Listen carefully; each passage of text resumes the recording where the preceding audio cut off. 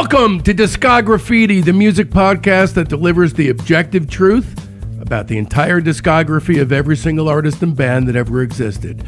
I'm Dave Gebrow. And I'm the much less excited Joe Kennedy, because everybody on Earth is less excited than that. Now I'm on his level. You're kind of channeling our singer today. He's a screamer. He's no longer screaming, bro. Well, he was. Yeah. Well, as spoiler alert, you already clicked on the thing that said Nirvana on we kind of do this thing every week where we're being coy about who the guest is, except it already says it in the thing that you got to click to play the show. Somehow we're operating on a set of rules that have nothing to do with Let's keep reality. that conceit going. Yeah.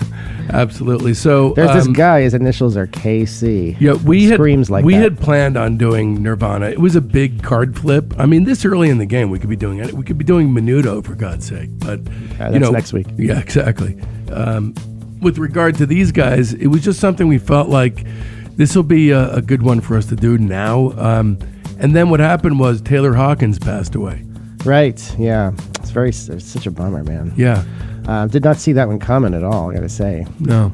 I spent some time with the Foo Fighters camp. It was almost 20 years ago now. It was in 2003. I did like 8 weeks of touring opening for them. And they were so welcoming and friendly. And it was like the best opening gig I feel like we ever did. In terms of getting like really treated well by the headliners, they really made us feel welcome. And any specific recollections of Taylor himself? Or? Yeah, he's really sweet. Those guys are all very inviting. And he has a nice guy face. I mean, you can't fake those kinds of features. You can't. Yeah, I think, with Grohl kind of being the leader of the organization, his philosophy is look, I've been doing this since I was 16. I live out here on the road. I'm going to make it nice. I'm going to make it enjoyable for everybody.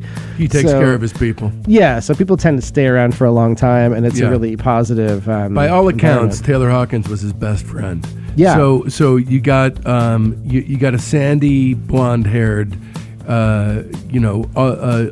perennially stubbled, music is my life guy. He passes away in 1994. Then it happens all over again to the guy in 2022. Not to make this about Dave Grohl, but he must be reliving some serious trauma right now. Yeah, I mean, I don't really know who knows the exact, it seems like he had a, kind of bunch of substances in his system. Who knows, if 10, right? If that's a normal day for him, or if it's, it's really hard to say. It's sad. Look, I remember when... Very shocking to hear it. Yeah, the artist, when Kurt Cobain passed away, that was the JFK shooting of our generation. People can probably tell you where they were when they found out that he had passed away. It's as much of a corollary, I think, as our pathetic generation has. I don't remember where I was. I was on the crapper. I was crapping out whatever I ate that afternoon. I do remember kind of thinking, I had this kind of weird feeling of denial, kind of it's not really true. Even though there was the signs of it were really so obvious.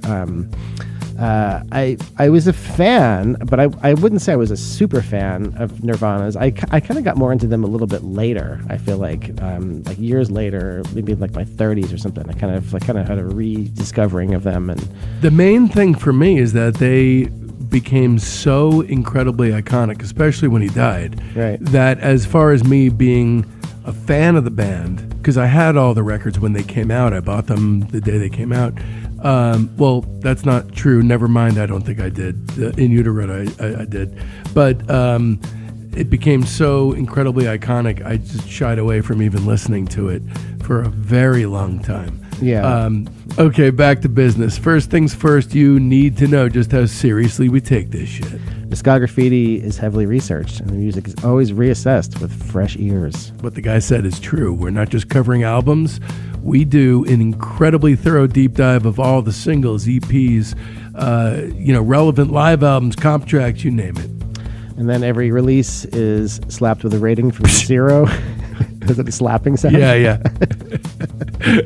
It's slapped with a rating from 0 to 5 stars. Objectively accurate rating. That's right. And that allows us to, all of us, really, together as one. The royal us. Yeah, to come face to face with the true shape of an artist's overall arc. Today, we are turning the spray cans on, as you may have guessed, Nirvana.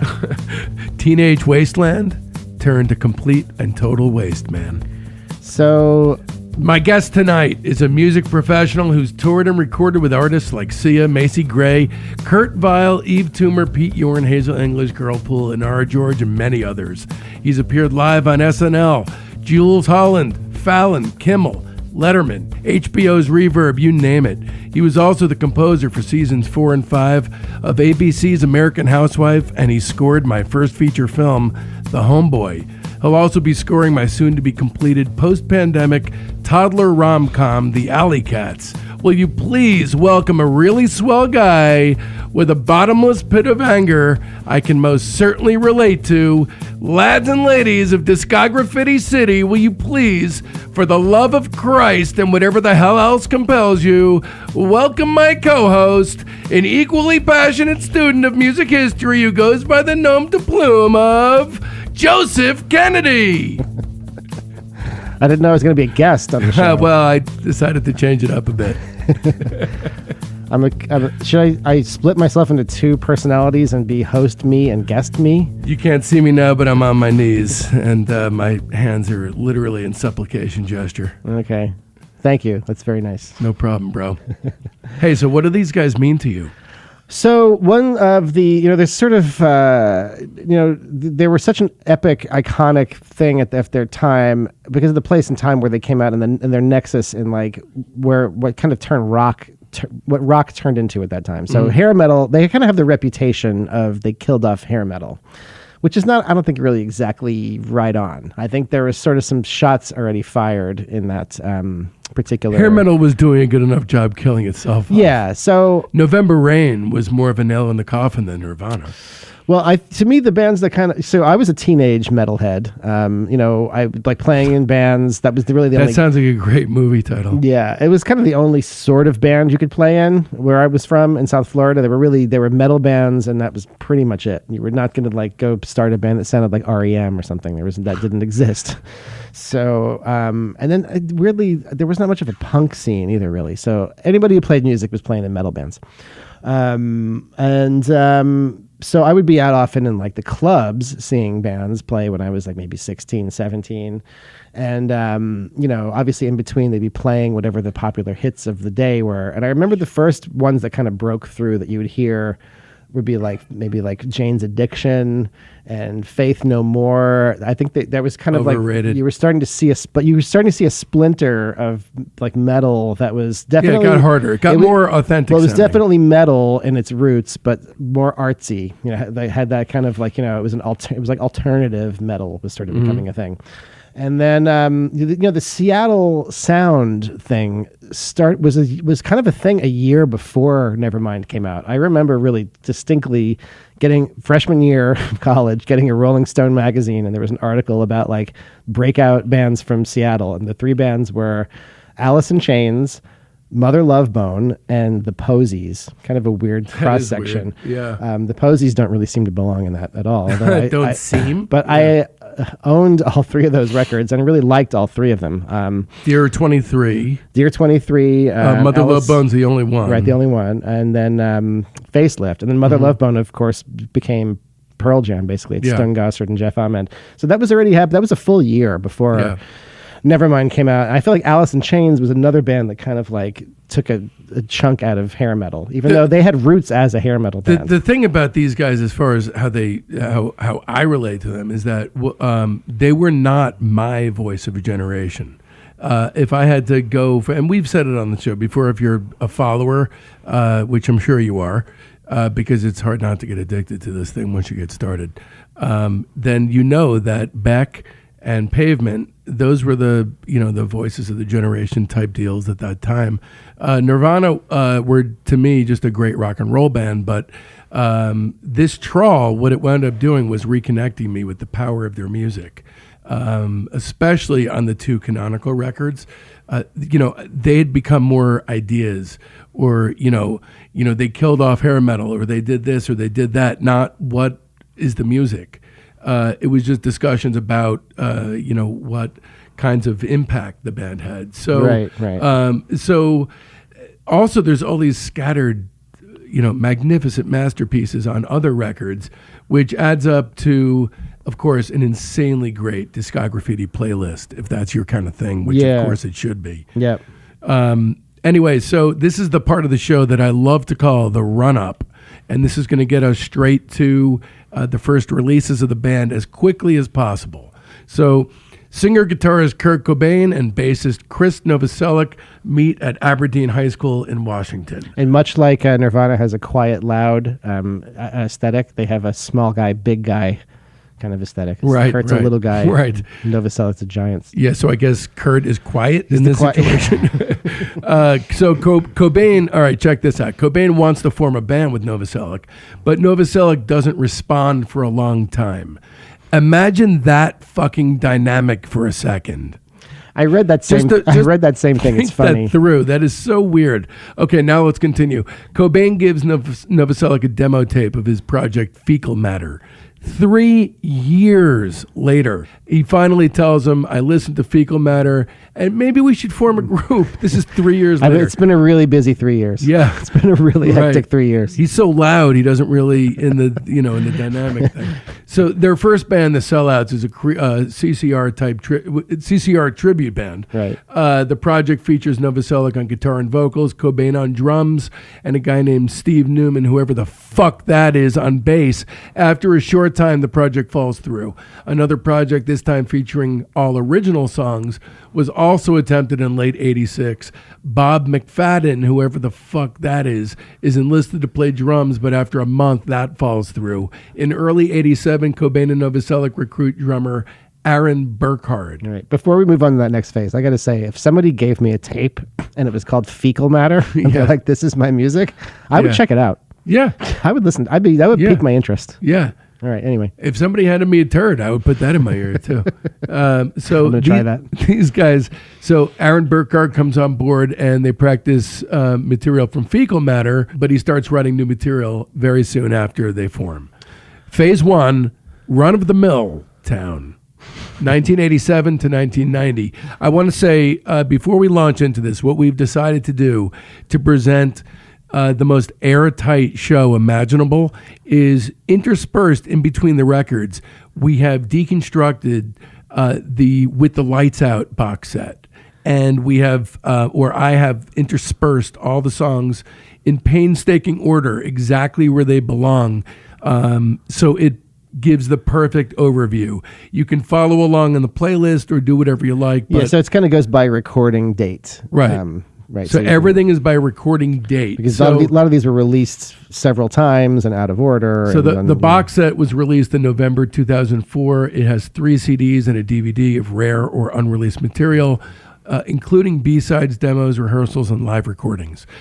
Our story begins on March 7th, 1987, at a show in Raymond, Washington. This is Nirvana's very first show.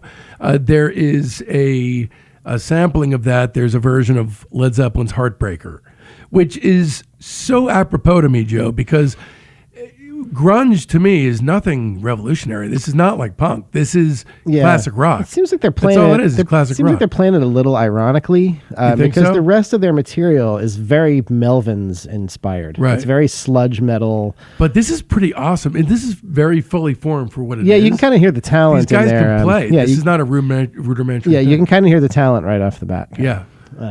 So that's on the box set. That's March 7th, 87. That's where our story starts.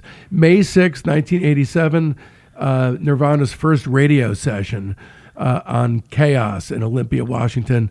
They do Anorexicist, Exorcist, Anorexicist. How do you... Anorexicist. Anorexorcist. Anorexorcist. White Lace and Strange, and Help Me, I'm Hungry.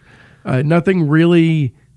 that really is leaping out at me there. There's some really good headbanging sludge punk, especially Anorexorcist. Well, the thing that struck me about it is it's kind of weird and druggy, and it's definitely not like we talked a little bit about some of the kind of the alternative metal bands kind of having a metal pedigree, and Nirvana really is more in this sort of like Melvins kind of art punk metal. They do the cover of Heartbreaker, but their roots are much more in. They're trying to make a racket, make noise, and make stuff that sounds ugly and kind of weird. They're weirdos. Yeah.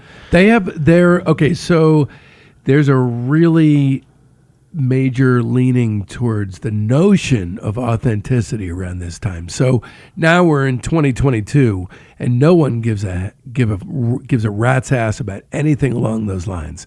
At that time, just as in the 70s and, there was, or 60s especially, right, Joe? I mean, if you weren't walking it like you talked it, nobody cared about you. Yeah, Kurt in particular, very obsessed with the idea of authenticity, and it's kind of a student. Not selling out. Yeah. Corporate magazines still suck. Right. He's kind of always was a student of rock history, and kind of seemed to understand kind of the big archetypes, and I think that informs a lot of his creativity and decision making, and he sees himself as part of that tapestry, I think.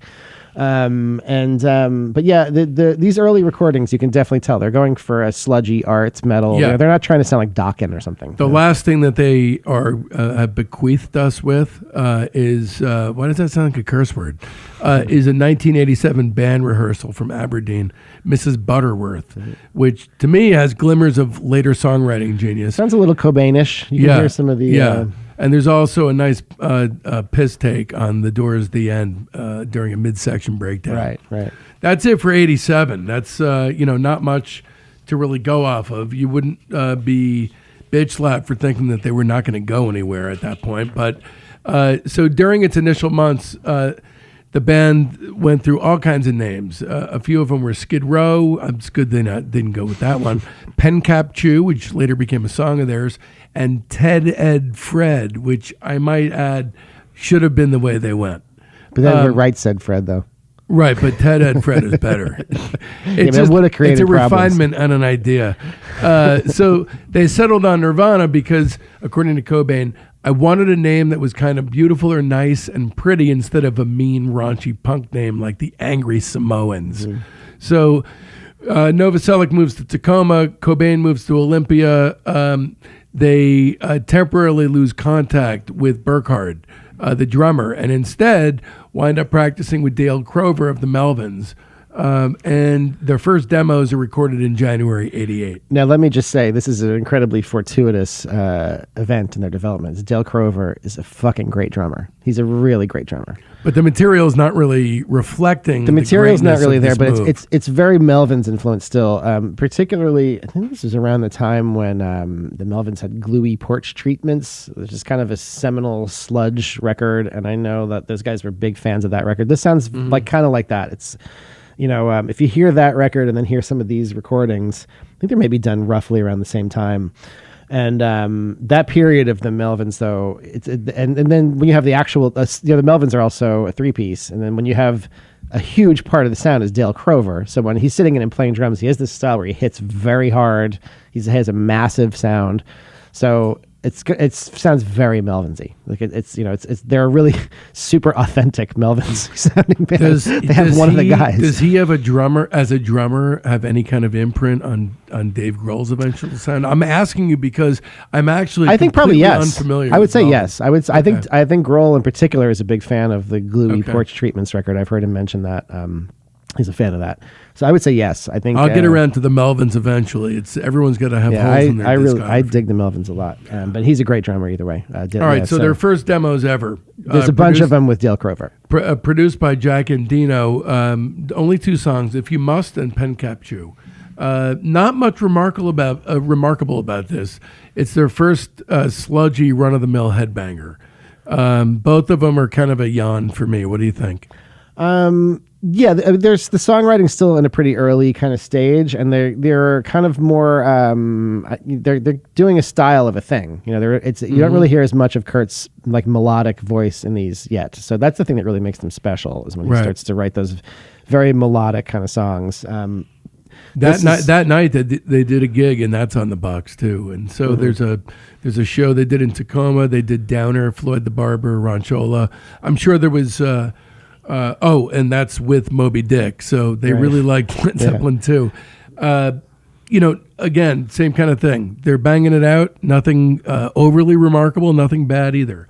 There's also a smattering of 87 to 88 solo 4-track home recordings from Aberdeen. And there is one worthy of mentioning. There's a few here. Beans, Don't Want It All. obviously you got Polly and About a Girl. Those are great demos. But Clean Up Before She Comes. Do you have any personal feelings about that song? Well, that one seems kind of like a more professional kind of effort on his part. It seems like maybe he got like a better 4-track. It sounds like the sound quality is actually pretty good on that. I think it's one of the first great songs he wrote. Yeah, so he has a few of them now. So he's got that one and Polly, like you mentioned, and About a Girl. So they're kind of from the same... Now the material is starting to match. Yeah, all around the same period. A Clean Up Before She Comes has kind of been lost to the ages. That one really, they never really revisited. But that one's going on the playlist. To me, that's where it kind of all starts. If you don't count Polly and About a Girl, because those studio versions are going on the playlist. That's a pretty key, those are all key tracks, I think, and you can kind of see the arc starting to kind of lift off. Some of those recordings from that period are kind of like, it sounds like he just got the 4-track and he like figured out you can do pitch control and stuff. There's some fucking around, which is kind of fun to, Yeah, it's interesting. It's a little scronky, a little bit like Beck's early records. Yeah, they put out every scrap of everything that has ever been committed to any sort of tape. Is that true? I think pretty much everything he ever recorded has been put out at this point. There's not a lot of skronk. There's a little bit, not a lot. So in early '88, Crover moves to San Francisco, but recommends Dave Foster as his replacement on drums. So Foster's tenure with Nirvana, that's only a few months long. Because he had to quit. Go to jail. he had to go write Infinite Jest. Right. God, that would be so cool if that's what it was. So he's replaced by Burkhardt, who again departs after he tells Cobain he was too hungover to practice one day. Talk about kicking yourself over just an extemporaneous decision. So a mutual friend introduces them to a guy named Chad Channing. So Channing continues to jam with Cobain and Novoselic, but by Channing's own admission, they never actually said, okay, you're in. Channing plays his first show with Nirvana in May '88. Right, and there's kind of a distinct sort of shambolic sort of sound to the Chad Channing era. He's a little bit loosey-goosey. I think the words I'm looking for is that he's not very good. There's a lack of dynamism. There's a lack of being good at drums. You played me some recordings that later became synonymous with Dave Grohl's style. Right. And it is... It's like opening the oven too early on a cake, basically. Yeah, it's he's kind of situated in between the two. Crover and Dave Grohl, both who are like really super amazing drummers, and so yeah, it's kind of a weird. They sort of like become less professional sounding or something. They're not there yet. Yeah, they're not there yet. So there's a certain kind of charm to them. Some of these recordings that are on the next thing though with Chad Channing, because the looseness of it is kind of a big part of the sound. They sound kind of garagey. So a month into kind of being a part of the band, I think it's about a month. In June '88, there's a studio session. Jack and Dino again at the helm. Blandest. Doesn't really make any kind of impression on me. That seems like a first attempt to kind of get that Bleach sound down on tape. So it sounds kind of like that was like their first session with Dino, and then they did a bunch more that eventually became Bleach. So their first single, a cover of Shocking Blues' Love Buzz, in November '88 on Sub Pop, comes down the pike. So let's talk about Sub Pop for a second, Joe. This becomes an instrumental label in not just Nirvana's history, but of course grunge in general, and a huge brand name in the early days of grunge. They've become sort of a different thing over the years. They're sort of like the kind of normie indie label now, but they were synonymous with the grunge movement at the time. This Bleach is still the top selling record to ever come out on Sub Pop, which is, I guess we're almost up to that now. But yeah, they were basically, it was small at the time. This is kind of their early days. This was kind of their first big success. Back then it was all grunge. And then it became, they diversified into releasing albums like The Shins, Inverted World, all kinds of other stuff. Yeah. But back then they were the leaders of this movement. In June '88, Nirvana's first release was Recorded. That's the Love Buzz single. Described by Sub Pop as being heavy pop sludge. It was the first single in the Sub Pop Singles Club. It was limited to 1,000 numbered copies.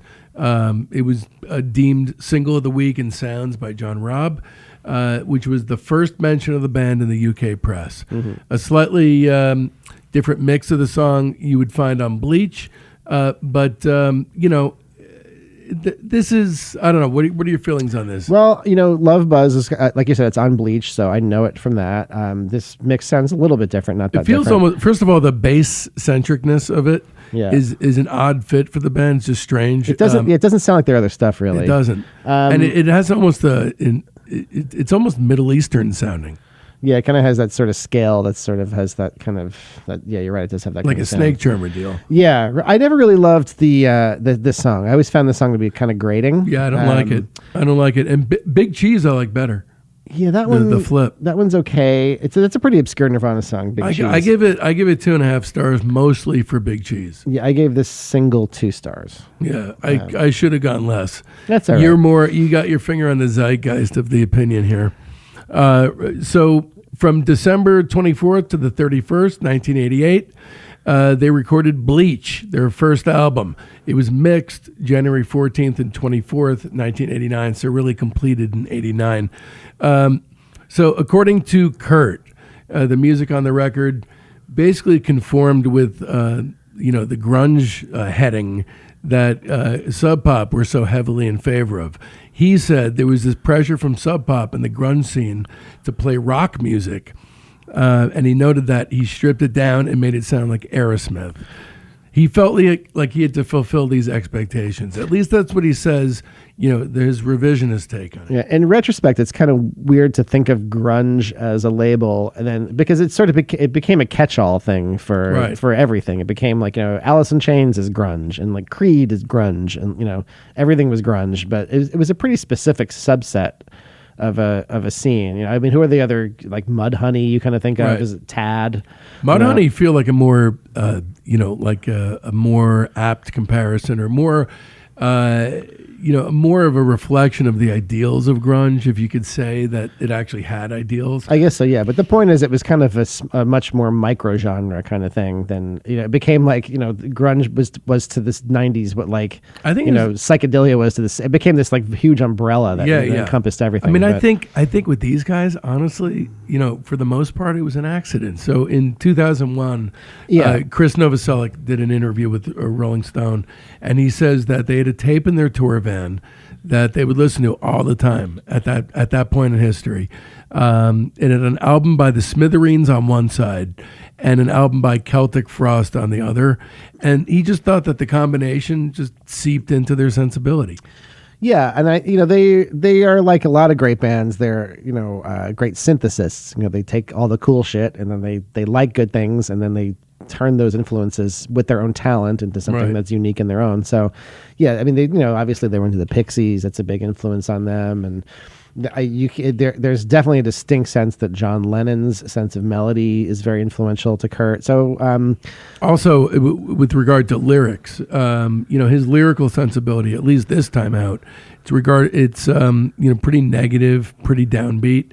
Yeah. He says that most of the lyrics were written the night before. He was apparently pissed off also the night before, and he wasn't a big fan of the lyrics. Yeah, so this was kind of done like Meet the Beatles kind of style, right? This was done in a very quick session. I think the full budget for the record was $600. No, the full budget was $606.17. Right. Every penny counts when it's like that. Yeah, it has to this day sold nearly 2 million copies. That's awesome. Yeah, really, really awesome. So as a record itself, it's 11 songs. Dale Crover's playing drums on Floyd the Barber, Paper Cuts, and Downer. Mm-hmm. He sings backing vocals on Downer. Otherwise, it's Chad Channing on drums. Right. You can really tell the difference with the Dale Crover tracks. It's funny playing drums. So much of the sound is like how you physically hit the drums. It's not really necessarily when you hit them. Mm-hmm. It's like your touch on the drums. Dale Crover is one of the heaviest, hardest hitting drummers I can ever imagine. And the songs where he's playing have a distinct kind of stomp to them. So yeah, that's kind of notable about this record, that he's on kind of a third of it. This record is only very, very slightly better than I remember it. It's nascent as nascent can be throughout most of it, and they sound like larvae version of the Nirvana they'd become. About a girl, school, Negative Creep, and Scoff will be on the playlist. Don't worry. There are a few others that I like on Bleach. To me, the rest of it's inessential. I kind of like the first. It starts off strong to me. I like I like maybe like 5 of the first 7. I don't songs. even think it starts off good. I think the third track is the first good one. I like Blue, the opener, and Floyd the Barber is a very Melvin. You want to talk about the Doom Pop experiment, the drop groove? Which one? What's so that? Blue is. Oh yeah, that's right. It was they always down tune, but this time it was a double down tune. Yeah, so they usually would down tune to D, and then they would not drop D. They would tune the entire guitar down to D, and then they went into rehearsal one day and they forgot that they'd already tuned down to D, so they tuned down again to C. So, that's why it sounds so monstrous. Yeah, so it doesn't really work on everything. I don't like it, honestly. I don't like the next song, Floyd the Barber, About a Girl. That was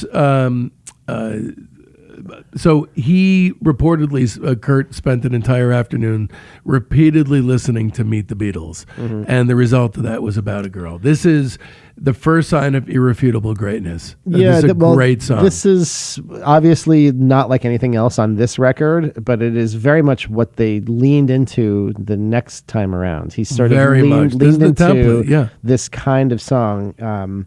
And much, away from the sort of sludgy metal. This is the best song on the album.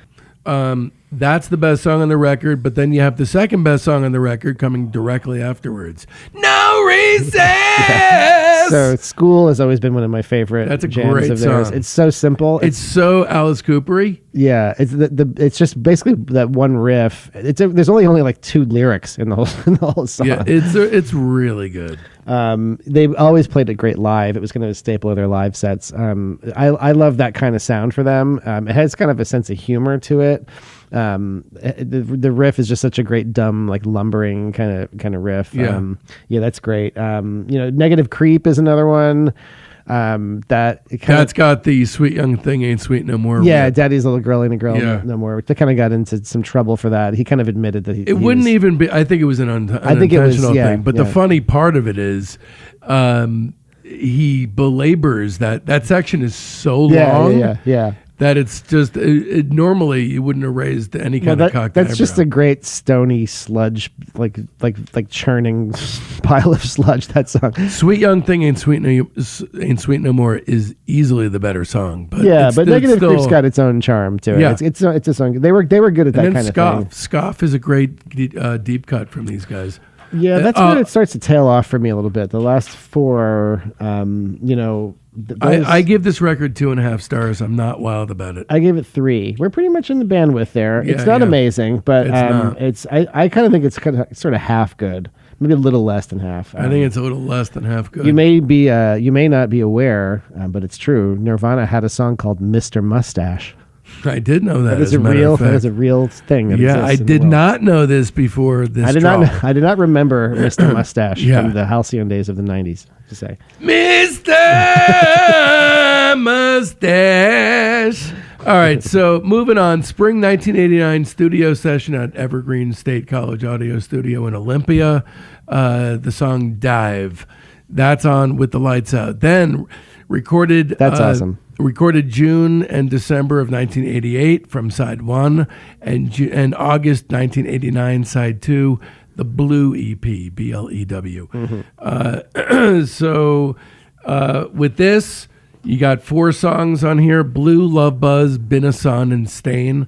Let's just talk about Been a Sun and Stain, because we've already covered the other 2. Yeah, Been a Sun is a different version than the one that is on Incesticide. They tracked it again later. I like the Incesticide version better.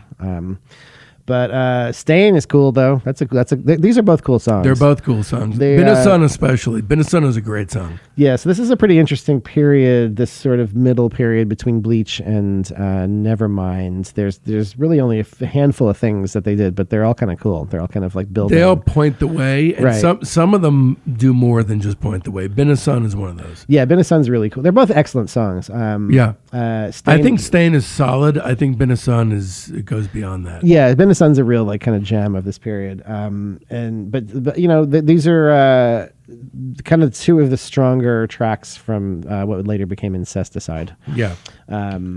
So yeah, I give it 3 stars. I gave 3.5 to the Blue. Okay, yeah, to the we're a Blue half star away on everything.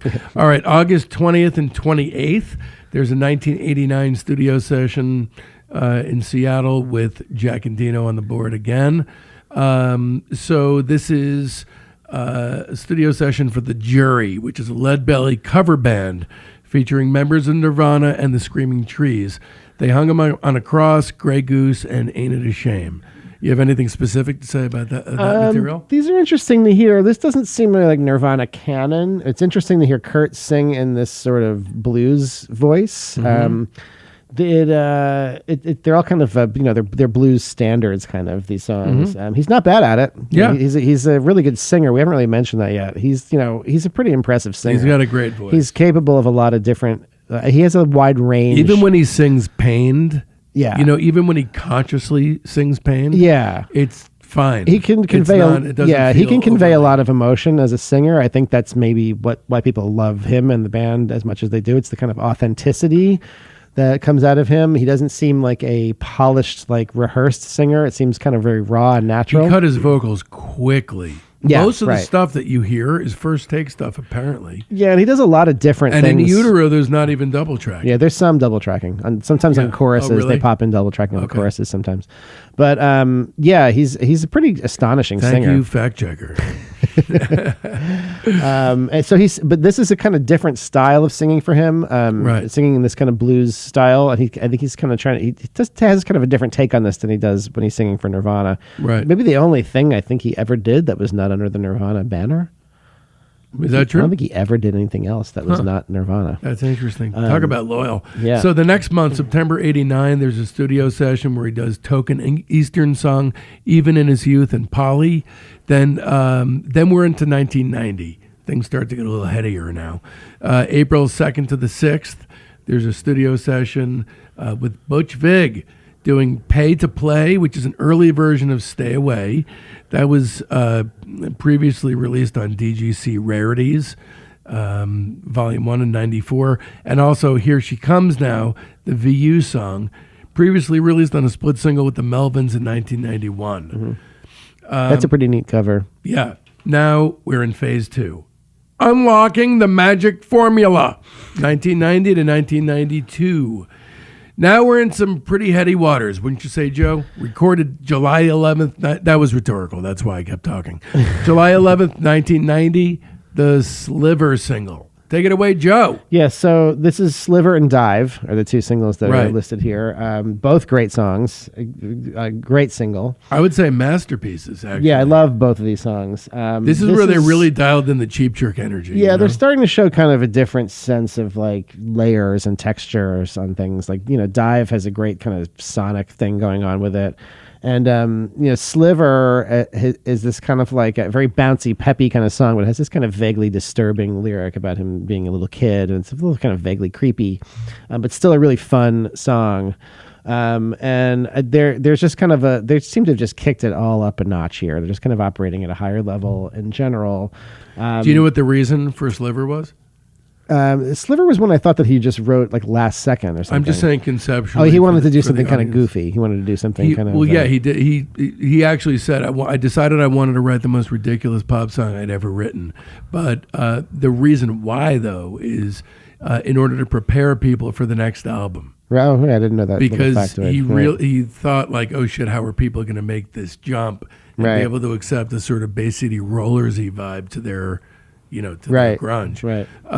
So, this is songwriting, production, singing, playing. It's all there. It's all in alignment. Yeah, this I just seems to have. I give it 5 stars. Yeah, this is a 5-star single, and it's awesome. It just seems to have an added layer of kind of smarts and skill to it. They've all of a sudden. It's just like. There's been a few bands that that have sort of been along these lines, which is that they're like a decent band and they sit there and like strain like you're trying to take a crap. Yeah. And it allows them to become a great band. Like you can will yourself to become a great band. Sometimes you just get better. You keep writing songs, you're going to get better, right? If you have any talent. Right.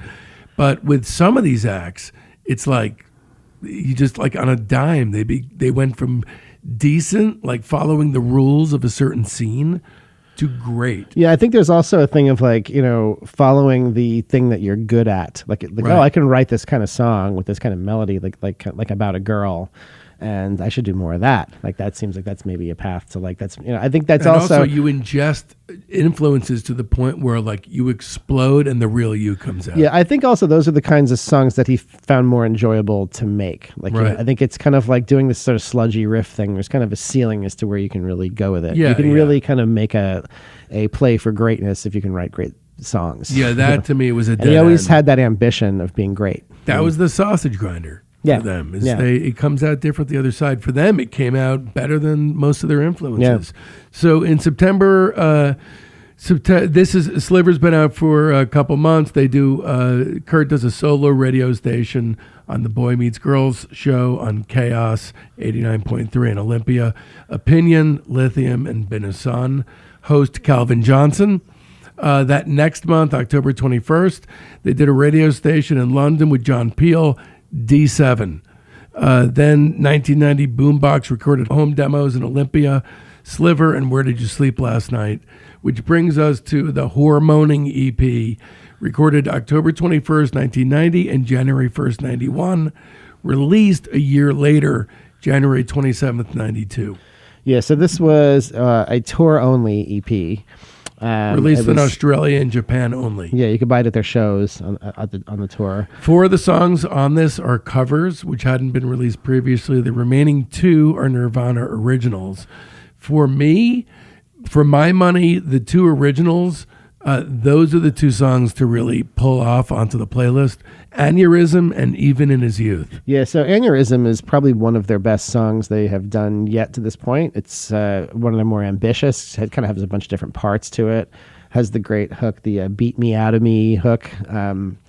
Great song, super essential. I also really like the cover of Molly's Lips. That's the one that that is my favorite of the covers. It really sounds like it really suits them. If you hear the original Molly's Lips by the Vaselines, it's a super like twee like beat happening kind of song.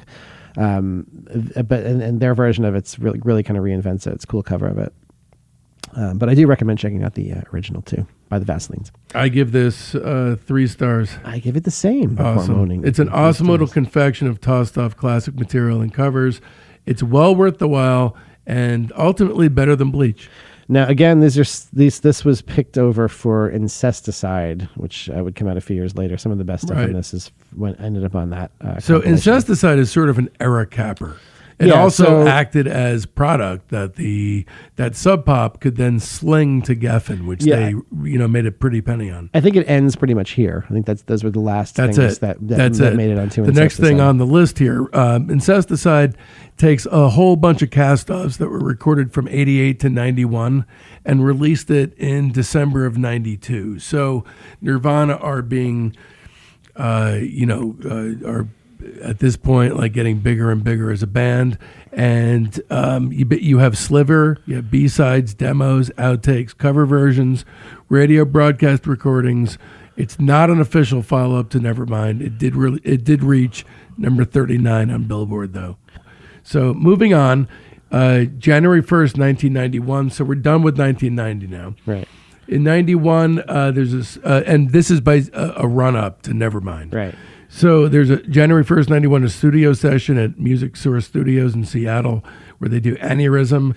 May to June 91, there's a bunch of Sound City stuff that's on With the Lights Out, including Old Age and Verse, Chorus, Verse, which are the 2 cast-offs. Now, before this, though, now we're kind of getting into where they're making Nevermind at Sound City. But the project started as another record for Sub Pop. It was supposed to be the follow-up to Bleach on Sub Pop, and they recorded... What was that supposed to be? That was the record that was going to be called Sheep. So they recorded a bunch of tracks with Chad Channing and Butch Vig producing. From April 2nd to 6th, 1990. Yeah, so that was done in Madison with Butch Vig. And a lot of what ended up being on Nevermind were recorded in those sessions with Chad Channing. We kind of alluded to this before. some of these songs are really, when you compare the Chad Channing versions to the Dave Grohl versions, it's really like the relief is very stark. They become a completely different. Yeah, you played me some stuff, and it's there's a version of Breed called Imodium in particular that it's just missing that like insane tight like A+ drumming that Grohl brings to the thing. Anyway, they decided at some point they shelved those recordings. And decided to kind of use those recordings as a demo to try to get a deal with a major label, which they did. They ended up signing with DGC, David Geffen Company. Sub Pop was having kind of financial problems at the time. They were kind of not really into the Sub Pop thing anymore, and they kind of correctly sussed out that the environment was right for them to get a major label deal. All these Seattle bands were getting signed. And that's what happened. So then they got their budget to go make, think about this in a cosmic way. Think about how the stars really had to align. Imagine you're some super fucking talented songwriter guy who has lots of really bad tummy aches that can only be adequately dealt with a nice whopping dose of heroin. So you're this guy, and you have, all of a sudden, you become a great songwriter. You go from like being a follower of the scene sort of thing, I think it's pretty fair to say, to all of a sudden really coming to the table with an A+ game. What is the likelihood that, you have the whole band together except the drummer, that you're going to stumble across like the absolute perfect drummer you could possibly, he couldn't have done better. He's got all these incredible songs. Chad Channing's gone. He leaves after the tour. So the recording is put on hold, but during a show by a band called Scream, Cobain and Novoselic are pretty impressed by a guy named Dave Grohl. So when Scream unexpectedly disband, Grohl contacts Novoselic, goes to Seattle, and is invited to join. And in retrospect, with Grohl, Novoselic says everything fell into place. Yeah, now we know the modern day Dave Grohl as a kind of like classic rocker kind of guy with his work from the Foo Fighters, but really he came from the same kind of background as them. He came from like the punk scene. It's not a surprise that they knew him and they were in the same circle. They were kind of on the same, they were kind of doing the same circuit, the kind of punk indie rock thing.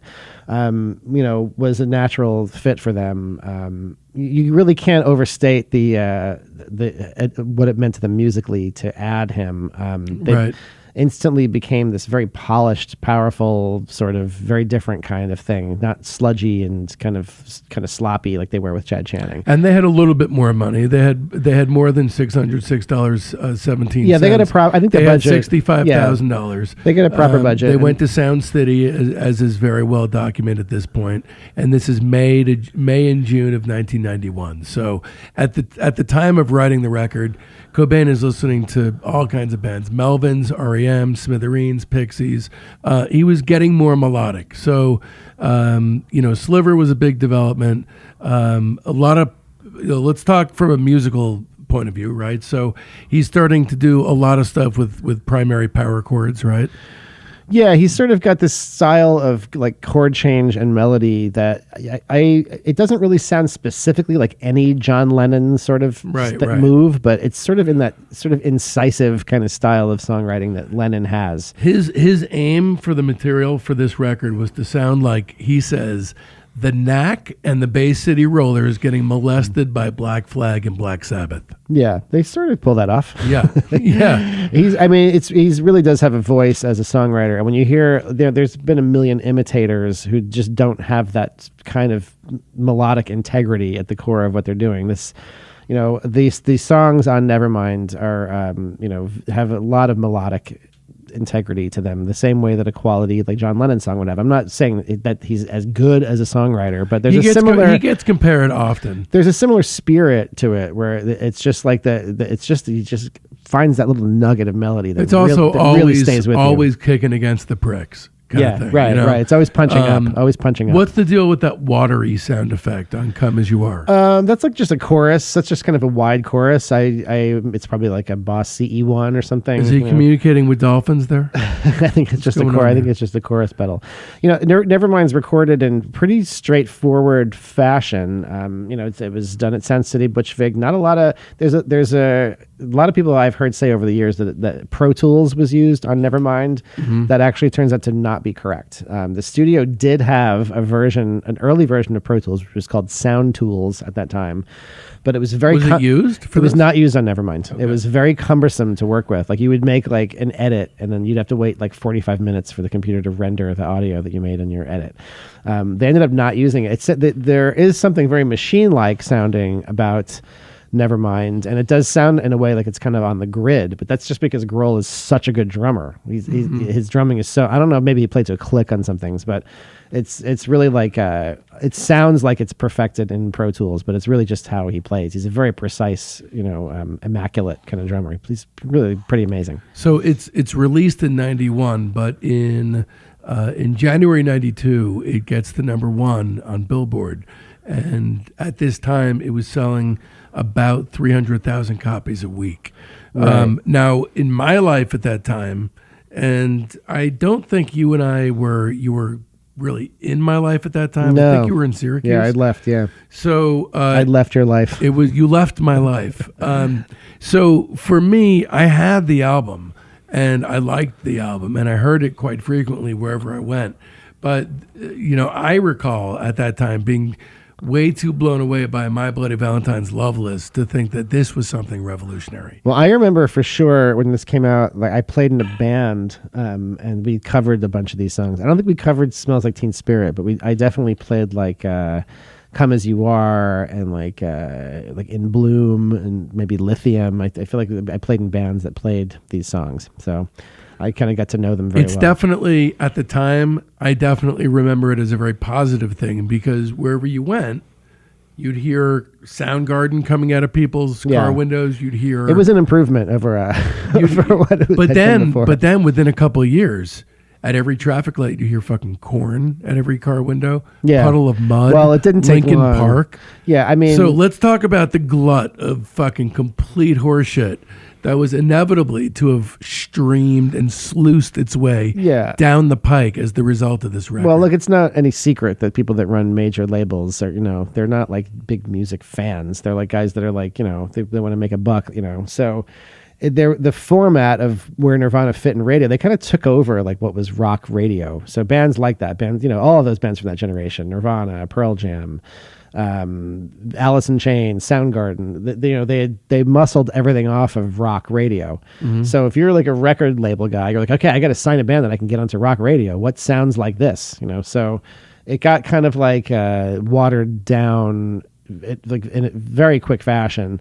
And the kind of the next wave of bands, it wasn't too long before you got to like bands like Bush or something. I think it embarrassed them. Well, I mean, maybe. Do you think it actually embarrassed them, or that they felt like as Butch Vig said in a 2011 interview that they had really loved Nevermind, the band, when they finished it. But Kurt criticized it in the press because you can't really go, hey, I love our record and I'm glad it sold 10 million copies. That's just not cool to do. So he felt like he had to do something more primal. I think that's a little different than, he didn't really live long enough to see like bands like Bush or something, or like Creed, like try to ride in on that wave. And he didn't really see it really go to shit.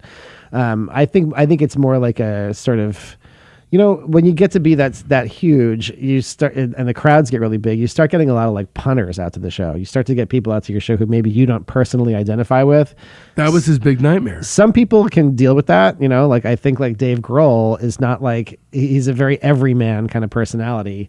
And so the Foo Fighters are this huge band, and it's like all are welcome kind of attitude. But it wasn't really like that with Nirvana. They really kind of wanted their own people. They came from an insular kind of world where it was like, I think attracting kind of the people that bullied Kurt as a kid was kind of troubling to him. Yeah, absolutely. I mean, that was the whole thing about Incesticide, is that The only reason, I believe it was Incesticide, the only reason that he agreed to it is because he was able to get control over the art.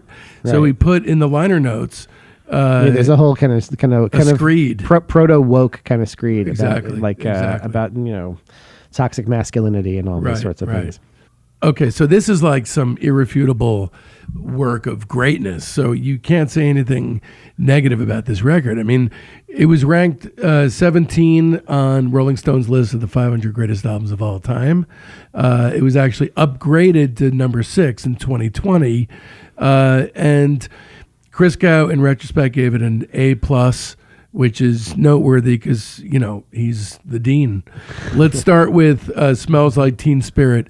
We're going to just go into the music. Yeah. Not forget about what this song did, because it did quite a lot, but musically, how good is this song? This one, you know what, I got to say, was never really my favorite. It was not really their choice they didn't really see this as a single when they got out of when the record was finished and mixed. It does lead off the record, but people responded to it like crazy. So it kind of took off at college radio first, just because DJs liked it and played it a lot. And then when they started pitching it to radio, that part of what they do is they'll pitch it to focus groups. So Smells Like Teen Spirit apparently charted, it's still the all-time record with these focus groups. Really? It leapt off the charts at the focus groups. He must have hated that concept. So people really responded to it. I guess it's just the sort of the melody is so memorable and catchy. It's a little weird to me that this was such an iconic generational. I mean, it's the song of the '90s, right? Right. Which is a little bit odd to me. Yeah, it's not like a Rolling Stone, but this is it's not my favorite song on the record, but it's a great song. Yeah, it's a great record when you hear the way it's produced and arranged and how precise it is. It's really just the same kind of 4 chords over and over again. Right. These guys, by the way, I mean, they must be so psyched because they all have publishing on it. Right. So I mean, just that alone, they'd be set for life if they didn't do anything. Oh yeah. Right? So this is one of the. How much money do you make as a co-writer? You make a lot on something like this. Yeah. This has 1.2 billion plays on Spotify alone. It's one of the most played songs in the history of radio. So what would a third of that be? It's a lot. It's really substantial. I mean, without naming names, I know someone who has publishing on a hit song. What does his name rhyme with? His name does not rhyme with anything. It's a 6-figure. He has basically publishing on one song that was a hit. Is in his the name 90s. Laraji? No, but it's hundreds of thousands a year for a song that was not even like a pop hit. It's it's a staple on rock radio. Well, this is a great song, and "In Bloom" is also a great song. Yes, that's number 2. That's about apparently all the jocks and mainstream. Yeah, this song seems to be a kind of prophetic, kind of predicting the punters that were going to be at their shows. Exactly. This song was really about people who started showing up, like Johnny Come Latelys, who started showing up after Bleach got sort of popular. That's kind of what it was about, like hangers on, right. People who weren't there. And Azarad says it perfectly, which is that the brilliant irony is that the tune is so catchy that millions of people actually do sing along to it. Right. Yeah, this very quiet, loud all the way on this one. I always like this song. Yeah, it's a great song. And by the way, I want to say, I mean, is there any song on the record that's not? No, there's not. No, every single song is excellent. Yeah, this record's really deep. It's crazy how good it is. "Come As You Are" is the next thing. "Come As You Are" is next. Amazing earworm of a melody, like in the verse. Also worth noting that he recorded his guitar solo in 2 takes, as well as 3 takes of vocals, of which the first was used. Right. And a lot of this you'll find in his story is that he either just does it in 1 take or he does a bunch and goes with the first take. Right. Really great, memorable drum fills. Grohl joining the band has such a musical sensibility with his playing that he just makes the songs that much catchier by coming up with these really kind of parts that are kind of like little ribbons that are tied on the song. It really knows how to punctuate just the right moments, and Yeah. you can kind of air drum every fill on these songs. This song I was really impressed with from the very beginning, more so than I was with "Smells Like Teen Spirit." Super aquatic. As a dolphin, when I heard the watery sound effect, it immediately piqued my interest. Yeah. So this one also, a bunch of people have speculated that the song's about heroin, which does play a key role in our story. This starts to become a real problem for him. It was, also, I think, an issue, early on as well, right? Well, Kurt had a lot of, risk factors for drug abuse and suicide. There was a lot of both, I think, in his family history. And, there was a lot of suicide in his family history. There were, his grandparents and there was, when you read about it, you're like, oh, wow, it's like, that's kind of surprisingly a lot. Never really did seem to get the depression under control. And, I read a thing that Michael Azerrad said lately. Michael Azerrad wrote the biography of Nirvana, Come As You Are. I have not read it. Have you read that? I know, but I just did read recently a thing he did with the New Yorker, an interview that Michael Azerrad did. And he said when he first met Kurt, the first time he went and interviewed him, this was after Nevermind had come out, and they were living in a little apartment on Spalding Ave, right across the street from where I used to live. He said the first time he ever saw Kurt, that he just the thought instantly flashed in his mind, like, this is not a guy that's destined to live long. Right. Just first seeing him in person. So he had that kind of darkness following him around always. But apparently when they would make these records, he was very focused and very that's by all accounts, purposeful. not just this one, but on In Utero. Apparently, that's, Albini, who does not suffer fools gladly, and I'm pretty sure would be open about it if Kurt was a mess. Yeah. Said that he was always focused and sober in the studio. Yeah. So the next track is Breed, which is unbelievable. Yeah. What's that? That's like my low-key favorite song on the record. It's really, really good. I kind of forgot about this one. Again, 4 takes of the vocal. They only used the first one because apparently he blew his freaking voice out doing it. Yeah, they play this one in like pummeling fashion. What a really great heavy. tune, man. The when it goes to the guitar solo bit, it kind of almost reminds me of like Goo era Sonic Youth or something. Kind of has like it sounds like Cool Thing or something. It's like kind of in that kind of vein. The difference, like I said before, the difference with this and the Chad Channing version really shows you, like, Grohl's, all his drum parts on this are just the best. I love the next song as well, Lithium.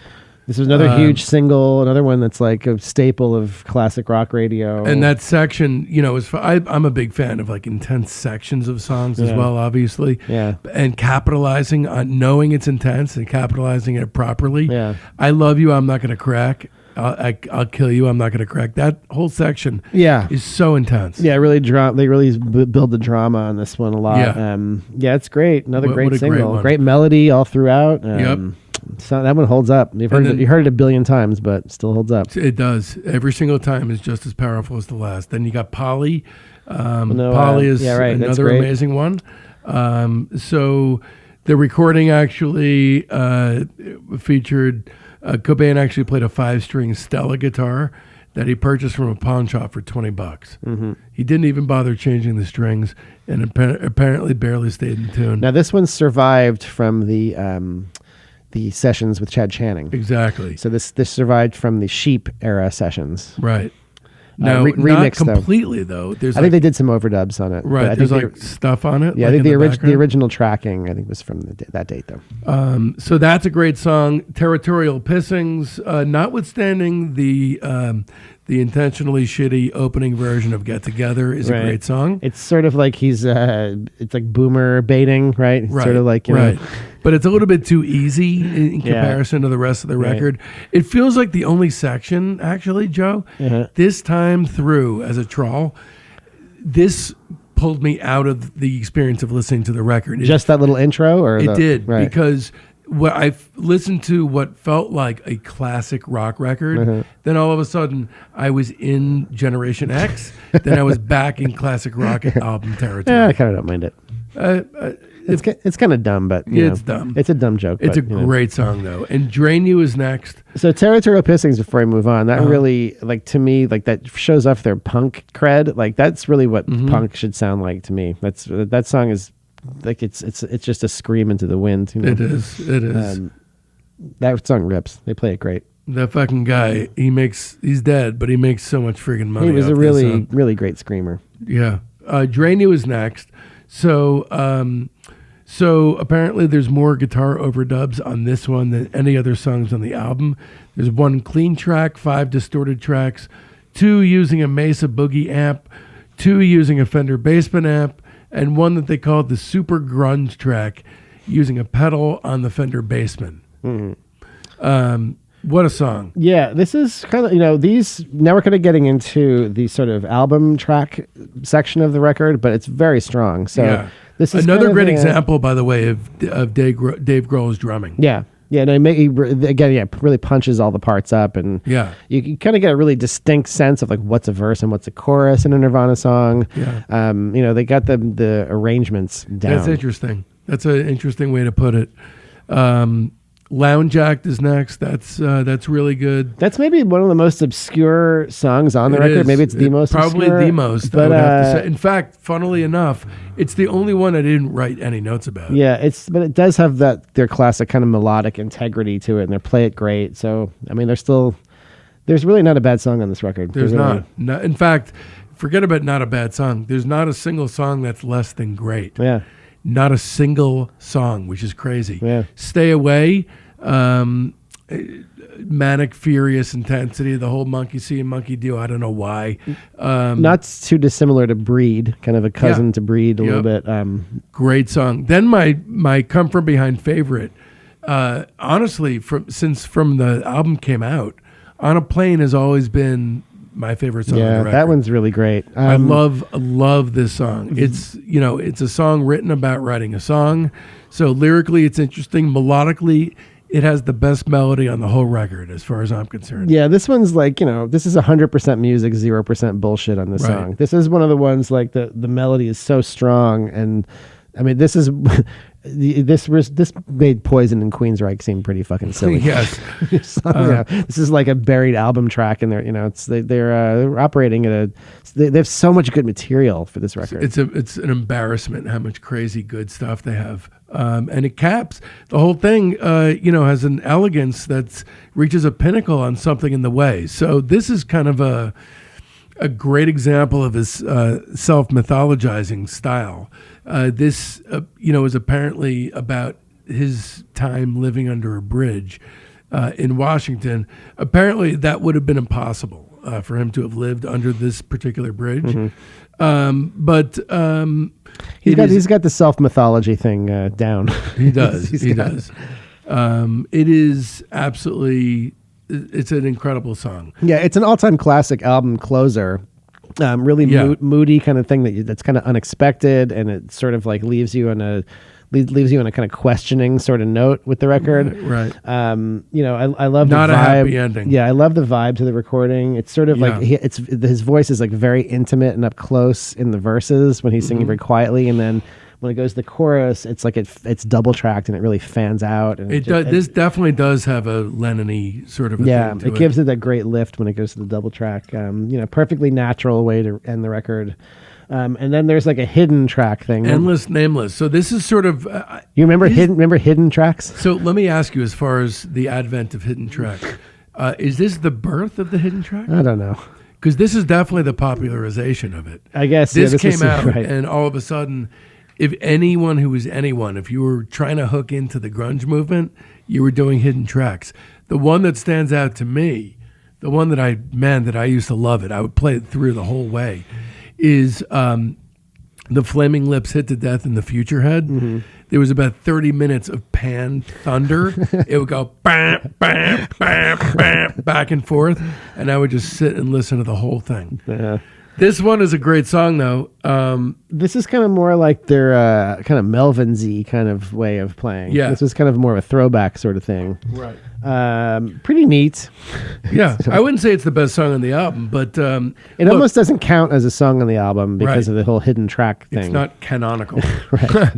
This record goes diamond, I'm told. and Pretty sure it did. and does over 30 million worldwide. So I don't even know how you talk about this record, except just to burrow in and do what we did, which is just talk about the music. Yeah, it is one of those cases that we've done some of these on the show where we've covered these legendary records. This one fully lives up to the to its billing, and then some. So doing the trawl for this record, for this band, it really allowed me, and I'd like to thank Discograffiti as a concept from the bottom of my heart. It allowed me to unpack this as a fresh emotional component that I could really approach on its own. And I had forgotten how stunningly fresh and amazing it still sounds, since it is so beyond overexposed. But enough time has gone by for me to really appreciate it now in a way I don't think I was ever capable of before. I give it a very hard 5. Yep, 5 stars. September 3rd, 1991, there's a radio session in London. John Peel.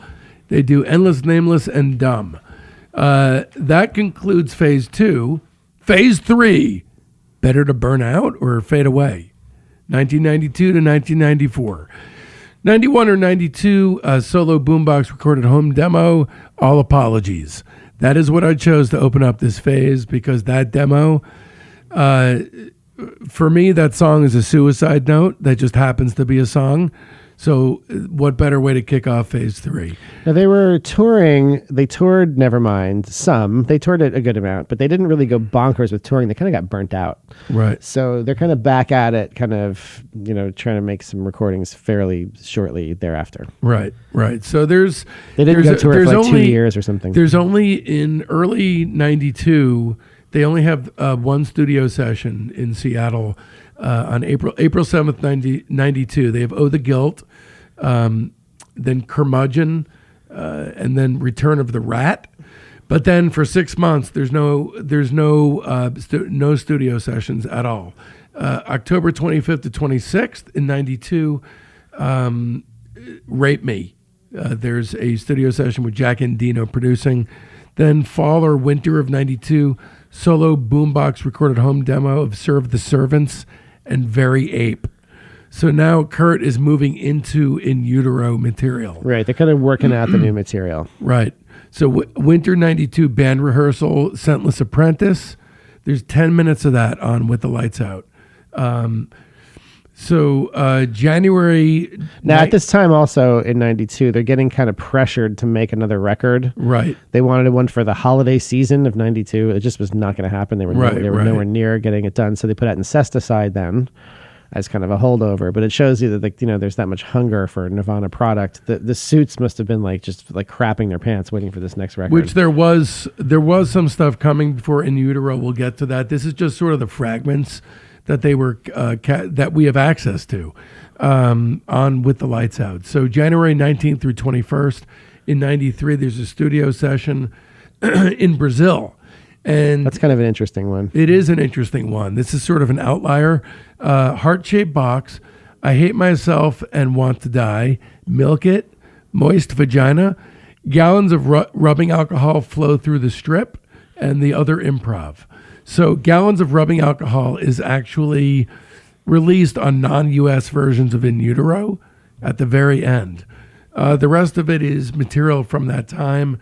So this stuff, they haven't really coalesced around that scabrous treatment of these songs yet through Albini, but they're kind of, just toying with the material. They certainly know how to play it. Yeah, some of them seem kind of intentionally ugly and intentionally uncommercial. Right, where there was not really a lot of the stuff in the mix at the time when they were making Nevermind. They sort of seemed to be self-consciously pushing away. Yeah, so the song Moist Vagina is always kind of... Did you listen to that one at all? Yeah. So it has they ended up kind of it sounds like a song that's a total throwaway that they just made up on the spot, but they actually re-recorded it during the In Utero sessions.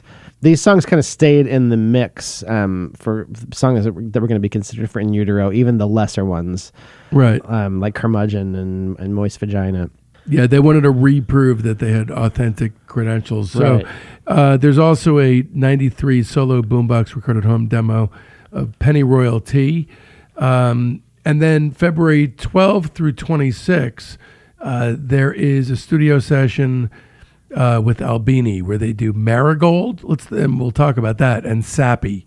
So let's talk about Marigold first. That's Dave Grohl's song. So in February '93, these dudes go up to Minnesota with Albini to record In Utero. We'll get into the background of that, but the material I put here in order is first Marigold and Sappy.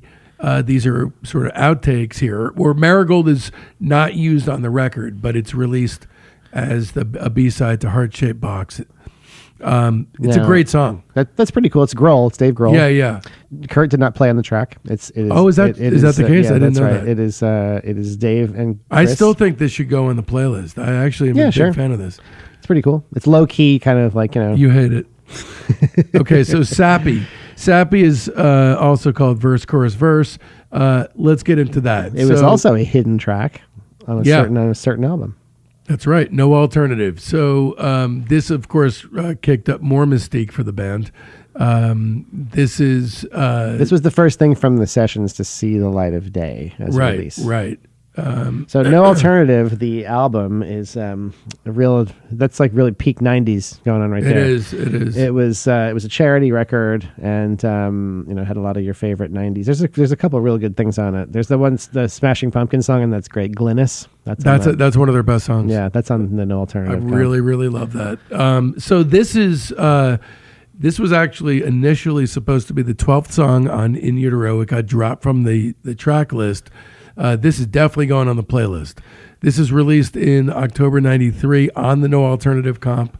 It is a great song. One of the more Nevermindy songs that were done during the In Utero I give it sessions. 5 stars. I give it 5 stars too. It's then a key also song. from the same sessions, I Hate Myself and I Want to Die. It was originally released in November 23rd, '93 on the Beavis and Butthead Experience.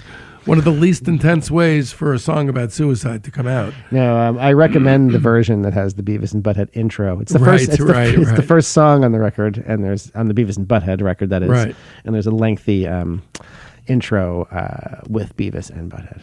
So this was never performed live. It survived by only 2 known versions, both studio ones. The first is a demo with unfinished lyrics, recorded in January in '93 in Brazil. That's on With the Lights Out. The second version, the one that we're talking about right now, recorded by Albini during the sessions on February 15th of '93. So it was originally titled Two Bass Kid, and it was represented by a fish symbol on the tape box. Okay. So Cobain explained that there were too many quote-unquote noise songs on the album, so this got the axe. It was set to be released as a B-side to Pennyroyal Tea in April '94, but the single was recalled after Cobain died, so this was finally released in April 2014 on Record Store Day. Right. Yeah, this is kind of like it's one of those big bombastic kind of rockers that's permeates side 2 of In Utero. Right. I think it's kind of better than some of the ones that actually made the record. Without a doubt. So I gave this 3.5 stars. I would give this 5 stars. Oh, wow. Okay. This is he kind of underplays it. He said it was boring, and that the band could write this song in their sleep. I think he thought that the public's perception of him as a pissy, complaining, freaked out schizophrenic who wants to kill himself at the time was incorrect and worthy of being poked fun at, said the guy who was just about to kill himself. So you guys are exaggerating. I'm just joking around. Yeah. I don't really want to die. So live forever. In Utero. These guys are spending 2 weeks out in the snow in Minnesota in the dead of winter. I've been to Minnesota right before it was winter, and it was murderously cold before winter. Yeah. So these guys are going in the dead of winter. All they're doing is working. It's sort of like you can't leave the premises, sort of. It's in this really small town. It's a town of about 4,000 people. And it's kind of in the middle of nowhere, and it's like you go out. It's like going to a log cabin or something. They lived at the studio for those 2 weeks. Let's talk about Albini for a second. So ultimately, they chose Albini to record the record. Albini, in his inimitably scabrous fashion, dismisses Nirvana as REM with a fuzz box and an unremarkable version of the Seattle sound. He accepts the job because he feels sorry for them, seeing them as, quote, the same sort of people as all the small fry bands I deal with, at the mercy of their record company. So, when I hear Steve Albini talk now, I generally tend to find him pretty likable and to be kind of on point with most of the things that he says. I think he's kind of mellowed over the years. When I hear him talk now, I find myself like mostly agreeing with him and finding him to be a pretty like genuine person. At the time, I think he was genuine then, too. Well, I don't know. At the time, I think he had very clear ideals for himself. Yeah, right? I don't know. At the time, I would describe him as what we now call an edgelord. He was looking to say the outrageous thing to get him attention. Yeah, and to sort of like I'm going to express my punk rockness and my brash opinions. You look at the cover of the Headache EP by Big Black. Yeah, it's a head crushed open. Yeah, the skull ripped. He's open. Not so much of an edgelord anymore. But check out his values at the time. You have to look at the idea that he refused royalties. Yeah, they refused to get points on the record. He got $100,000 straight up. Right. Even though he stood to earn about $500,000, and it was clear that was the case. Yeah, well, he would have gotten $500,000 plus the original $100,000. He thought it was an insult to the artist to do stuff like that. So yeah, he had all these kind of bold stances. I didn't really know this little factoid, but like his whole thing is like recording, using his mic technique. He owns like a bunch of mics, and he like really knows how every mic works and everything. But I read that he would use 30 mics on the drums. Right. It's I read that too. Insane. I read that. It's exactly what I have printed it's in front of me here. Totally nuts. So for most of these sessions, by the way, he was picked, and we've discussed this coming at it from another angle with PJ Harvey. But here's basically, kind of starts with Surfer Rosa and Pod by the Breeders. And, he actually Albini sent Cobain a copy of Rid of Me to give him an idea of how it would sound. There's another record from this period that Albini made. There's a couple, but one in particular by Jesus Lizard, the record Down. Right. Sounds almost identical. That's the one with Mouth Breather? It sounds almost identical sonically. So it's a lot of room tone. It's a lot of like mics capturing the sound of a room. Where Nevermind's very close mic'd. Nevermind's kind of made in a more conventional sort of fashion. This is kind of like that blown out, like playing in a room. And the strength of it is you really get the sense of their energy playing. It really kind of has a naturalistic kind of sound. And most of the songs they're playing together as a band. Right. Most of them. Yeah. So for faster songs like Very Ape and Tourette's, the drums were recorded separately in a kitchen for the reverb. They used a more verby room for a couple of those. But otherwise, these guys are playing live in the room. Very light on outboard effects and stuff. Albini kind of sees himself as this like sound recordist. More also, for most of these sessions, only the band themselves, Albini and Bob Weston, the technician, were present. The band made it clear to Geffen and to Gold Mountain, their management company, that there was to be no intrusion. Albini basically ignored everybody except the band because he said everyone associated with Nirvana were, quote, the biggest pieces of shit I ever met.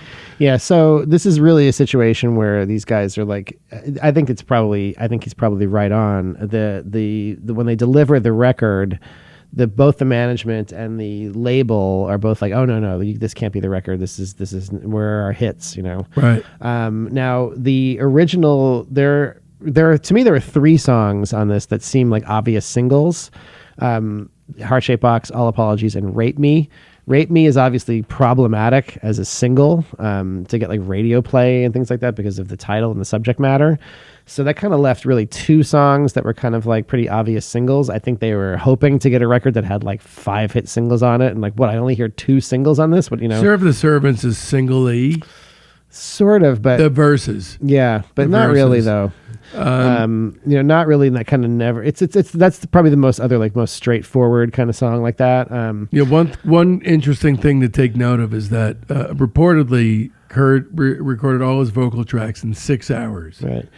This is not something that you're able to do if you're all fucked up on heroin. Now, the original, they ended up with a pretty good compromise, though, because in addition to not hearing a large number of singles, the two songs that they thought might be the singles, Albini's mixes sound kind of weird on those. Like if you listen to the original Albini mix of Heart-Shaped Box, it doesn't really have the same kind of That's about Courtney Love's vagina. Right.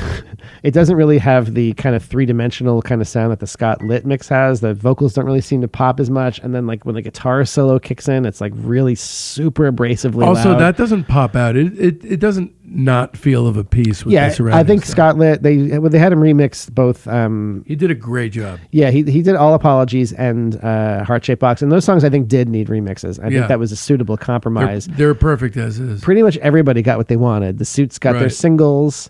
Nirvana got to put out their album the way they wanted it to. And it sort of got the desired effect where it sold 5 million copies, but it peeled off a lot of the fans that they didn't want. They kind of got the result. They got their desired result. It was overall just a triumph. Everybody got what they wanted. Yeah, Kurt said when they, as far as the remixing goes, that they almost immediately began to have doubts about the record. Kurt said that the first time he played it at home, quote, "I knew there was something wrong. The whole first week I wasn't really interested in listening to it at all.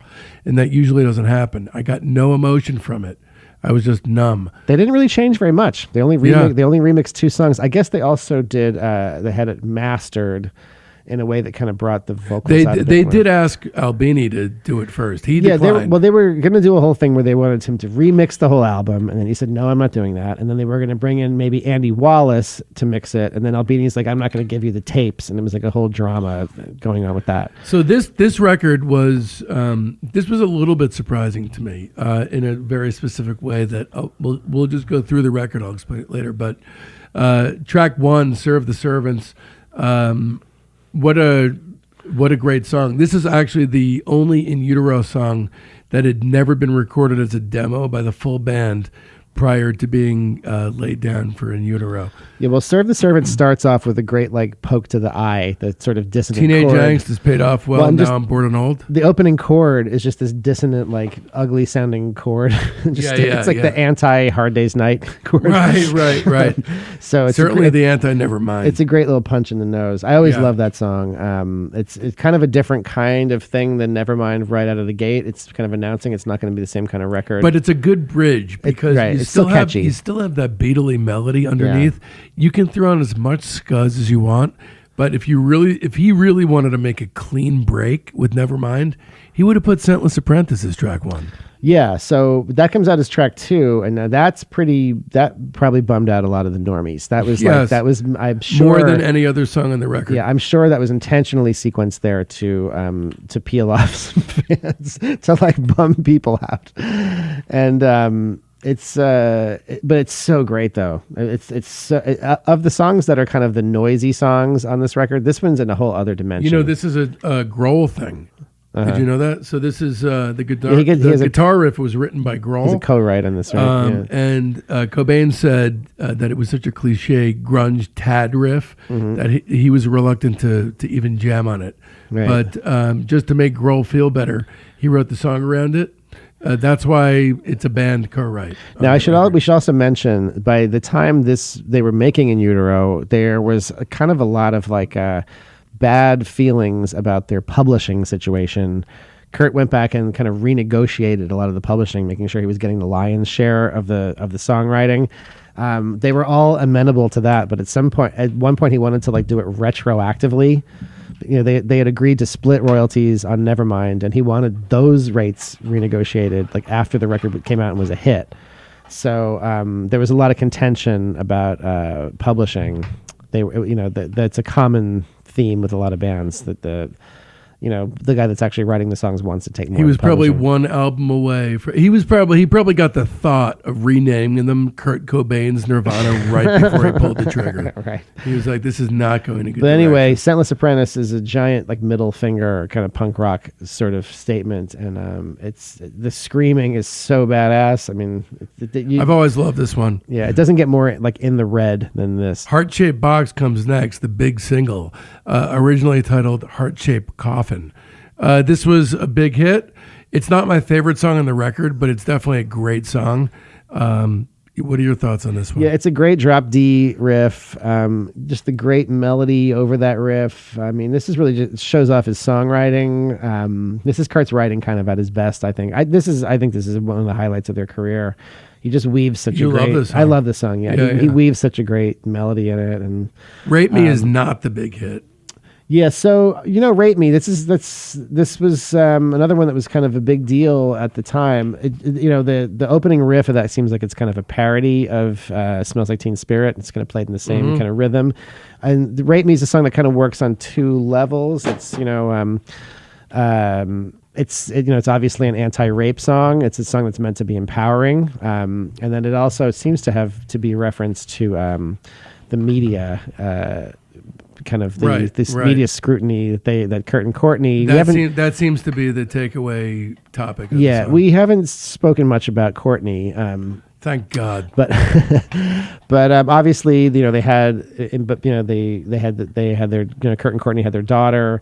There was like accusations of them being heroin addicts. I mean, presumably true accusations. In all fairness, the general perception or vibe around Courtney is that she is a poison. Yeah, that she's a Yoko kind of character. Well, no. Like more so, like she has that reputation. Yoko, in her case, unfairly, I believe. Yeah. I believe, Yoko was a distraction for John, which took him away from, Beatle music, which made her evil to people. Right. I think Courtney is potentially, without knowing her, she seems like she could be a very vile human being.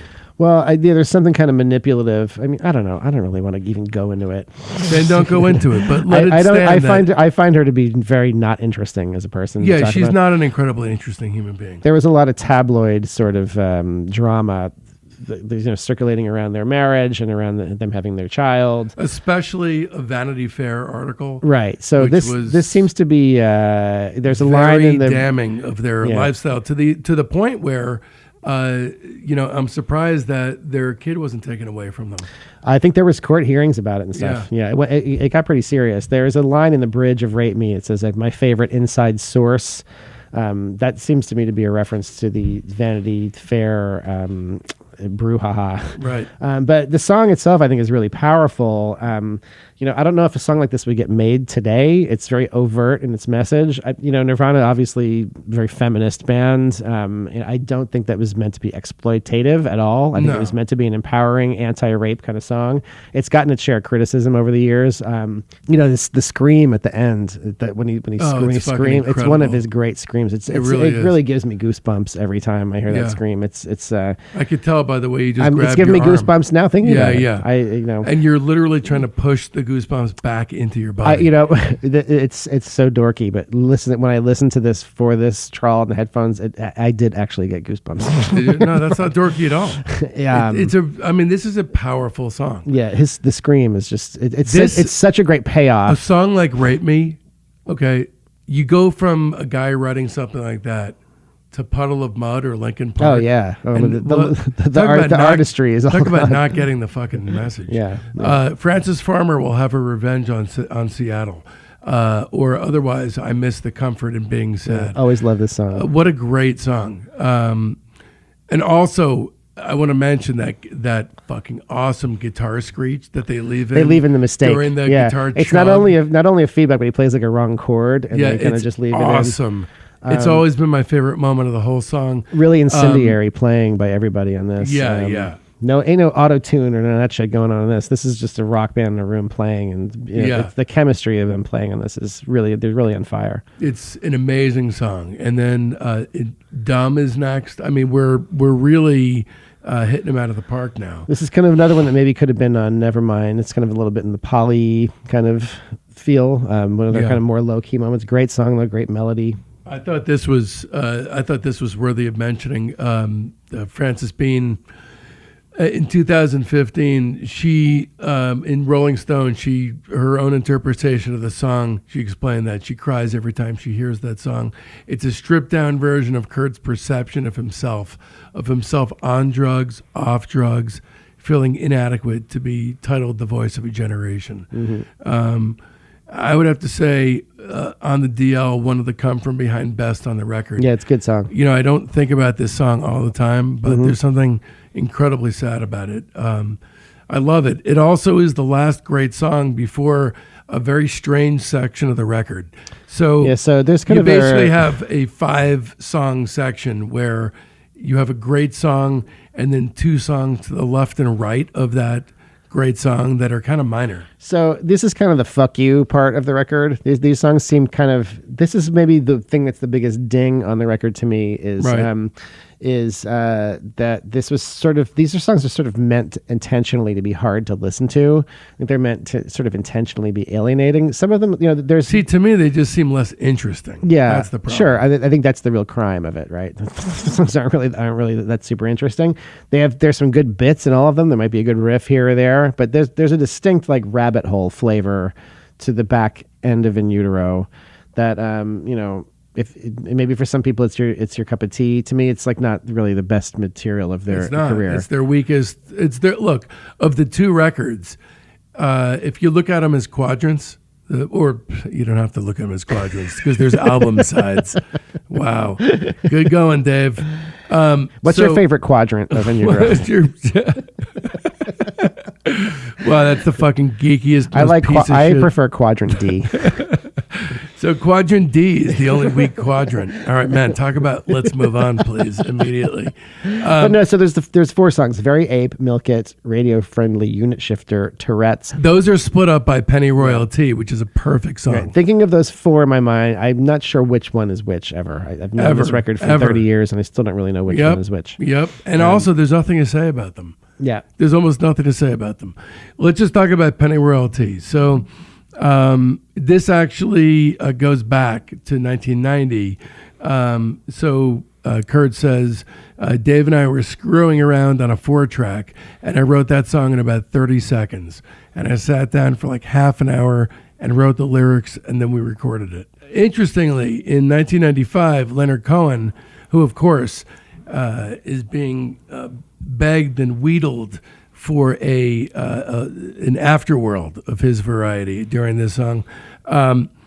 He said to Addicted to Noise, "I'm sorry I couldn't have spoken to the young man. I see a lot of people at the Zen Center who have gone through drugs and found a way out that is not just Sunday school. There are always alternatives, and I might have been able to lay something on him, or maybe not." So this was supposed to come out as a single in April '94. But I think probably because of the B-side being I Hate Myself and Want to Die, it didn't seem very kosher, so they canceled that. It's a perfect song. Yes, that's a great song. It's thematically kind of, the album is called In Utero, and there's kind of an overall theme of like pregnancy and childbirth on the record. This is a song kind of about abortion. And, you know, there's some other kind of running themes that go through In Utero. It does seem like there's a song called Radio Friendly Unit Shifter that seems obviously about like how them being commercialized. And so they're kind of, that's Penny Royalty's thematically, I think, a key track. On the album, it has that Cobain as Lennon kind of vocal melody. Yeah, totally. The mix and the recording sounds incredible. It's maybe the quietest and loud of the quiet loud songs. Really does the quiet loud thing kind of doing stream. Very emotional kind of hook. Great song. It's a great song. And then the end of the record. It's odd to know that All Apologies was written by Kurt in 1990. Right. It's almost like he knew he was gonna off himself because, it feels like a suicide note to me. It always comes off as a suicide note. Yeah, despite the sunny kind of chords and melody, it does sound like a goodbye. I mean, it does. He's offering you all of his apologies, So that speaks for itself. So in 2005, Grohl recalled that the song was, quote, something that Kurt wrote on a 4-track in our apartment in Olympia. I remember hearing it and thinking, God, this guy has such a beautiful sense of melody. I can't believe he's screaming all the time. That is a great song. Yeah, and closer. And I got to say, if ever he ever struck me as the voice of a generation, this was the song. Yeah, I don't really buy into any of that voice I of know, a generation I know. crap for any generation or any I know, voice. but it's being shoved down everyone's throat that's what he was. Yeah. I don't think it was the case. I think nor he- do I I think- think nor do I think Dylan was the voice of the I think 60s. I think Cobain actually liked it. I think he liked the idea that he was supposed to be Yeah. the voice of a generation. I'm sure. He was very self-obsessed with his own image. He watched a lot of MTV. He was very conscious about what was in the press and how he was being received. I don't think that makes him any less authentic. Yeah. I think that's just how he was. This is, look, as a whole, it's an extremely unpleasant listen. It's basically an album-length Suicide Note. I think we can agree on that. It sounds like the auditory equivalent of ripping tons of scabs off, one after the other. Mm-hmm. Plus, toward the end, there's that 4-car pileup that muddles the undisputed masterpiece tag, as far as I'm concerned. But this is just one of those cases of, I don't even think just to be, unfairly gracious to them, but I think the 4-car pileup is part of the appeal. I give it 5 stars. I give it 4.5. I get it. It's great though. I was tempted to do 4.5 or 4 3/4, but I decided, you know what, this album achieves what they set out to do. Yeah, I think it does fully realize what they had intended to do. Absolutely. In that regard, they absolutely nailed what they were trying to do. In retrospect, you kind of obviously we all wish this was just one in a long string of albums. You could see them making something even better later. Yeah. They were. This was just He was probably good to go for a very long time. On some other timeline, this would have Yeah. been just another Nirvana album. Then they do this classic live set. That's probably considered to be one of the great live albums of all time. MTV Unplugged in New York. It's released on November 1st, 1994, but this is actually a performance that was recorded in New York City on November 18th, 93 for MTV Unplugged. In a break with their tradition, Nirvana plays, mainly sort of more obscure material and covers of songs by the Vaselines, Bowie, Leadbelly, and the Meat Puppets. The whole concept of the whole format of MTV Unplugged seems kind of like quaint in a way. Like you got the guy, you're playing your acoustic guitars, and then the drummer's like playing with the hot rods or something, and then there's a guy playing a acoustic hollow body, like quote unquote acoustic bass, like it's like regular electric bass, but it's like hollow body and it looks like an acoustic guitar. And they had amps hidden. Yeah, so they're playing through stomp boxes and stuff. So the Fuck is a stomp like box? a pedal, guitar pedals. They're You got to explain it for us fucking nerds. the studio they record in. It's like a TV studio sort of atmosphere. There's kind of polite golf clapping in between. It's a strange format. I don't really, I don't miss the MTV Unplugged days. It seems like kind of an artificial. There's music a format. couple that stand out. Neil Young's was really good. Yeah, sure. Here's the thing that stands out for me. So, the prospect of, a completely acoustic performance supposedly made Kurt nervous. So, they had their performance. Cobain suggests that the stage is to be decorated with stargazer lilies, black candles, and a crystal chandelier. And so he's asked, "You mean like a funeral?" And his reply is exactly like a funeral. Right. I like the there's a few things on this kind of interest. The cover of This is all in a single take, by the way. right. Did you know that? Yeah. That I didn't. Yeah. So Man Who Sold the World, that's pretty cool. That is cool. Pretty straightforward, respectful reading of that as a cover. Yep. His voice sounds good on it. And then the Meat Puppets tunes are kind of fun to hear them play. Those seem a little bit more ragged. Let's also talk about Jesus Doesn't Want Me for a Right, Sunbeam. that's cool. That's a great one. Yeah. As far as the playlist goes, I think we're looking at Jesus Doesn't Want Me for a Sunbeam, Man Who Sold the World, and Oh Me. Yeah, the versions of the Nirvana songs. Oh Me is a very Yeah. special song. Yeah, so That's a great song. great song. The actual Nirvana songs that they play, which is about half of the performance, are they're fine. They're the basic kind of MTV Unplugged style versions of those Right. songs. So a couple of them were sort of hits in their own right. The About a Girl and All Apologies versions kind of got some MTV play. This record sold 8 million copies. Did it really? It sold 8 million Damn. copies, and if it just shows if they had continued, if they had tried to do, if they continued and like done more commercial stuff, forget it. They would have. I'm not going to rate this because it's a live album. Yeah, but me either. I will say that this is an essential live album, and there's some great tunes from this. Yeah. Then in '93 or '94, there is a solo boombox recorded home demo that Kurt threw down of "You Know You're Right." Okay, let's talk about "You Know You're Right." So on January 30th, 1994, this song was recorded. It was eventually released on October 8th of 2002. This will be on the playlist. Don't you worry. This song was written in 93. So for years after Kurt's death in April 94, it was known only from a bootleg live version. Yeah, they played it like once or something. Right, live. in Chicago in October of 93. Also of that whole performance. Right, yeah, You've Hole seen did it. that. Yeah, Hole did it on MTV Unplugged. Right, which you told me is a pile of It's turds. pretty bad. It doesn't surprise me They at make all. it sound like it's not a very good song. Right. This is definitely not a bad song. So then on Nirvana's very final session was January 30th, 1994, in Seattle.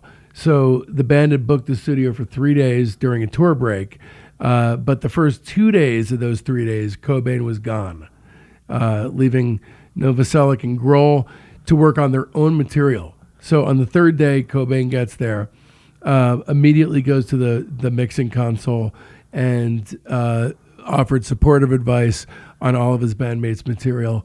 Then they jammed for about 20 minutes and began working on the arrangement of "You Know You're Right," which was then called Kurt's Tune Number 1. Their second guitarist at the time, Pat Smear, lived in L.A., was not present during the session. In a 2002 interview with the Nirvana fan club website, he said Cobain had sent him a cassette of the recording and told him he could add his part later, but he never had the chance. Apparently, they had planned to continue working at the same studio after their upcoming European tour, but Cobain died just over 2 months later.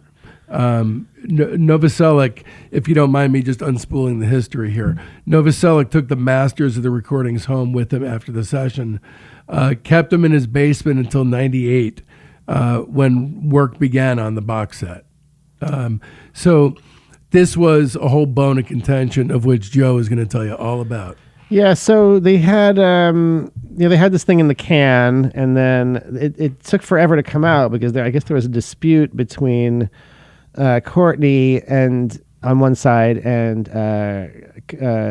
Chris and Dave on the other side. Courtney wanted it to come out on like a single disc, like greatest hits, and like was really adamant about that. She saw it on as an album like the Beatles. The Beatles won, right? Yeah, and then she yeah. thought it was going to be like this like massive worldwide hit, and the thing was going to sell 15 million copies. That's exactly the numbers, 15 million. She foresaw. So it didn't really pan out that way. There wasn't that much like thirst for the one Nirvana song. This is a very dark song. This is not like, you can't see this as like some summer feel-good anthem. Yeah, it's it's a great song. It's really super. It's fucking amazing, melodically but this satisfying, but this is way more in utero than Nevermind. Yes, right. So you can see the kind of next direction they may have headed in. Still very melodic, but dark and heavy, and like very intense vocal, great screaming on it.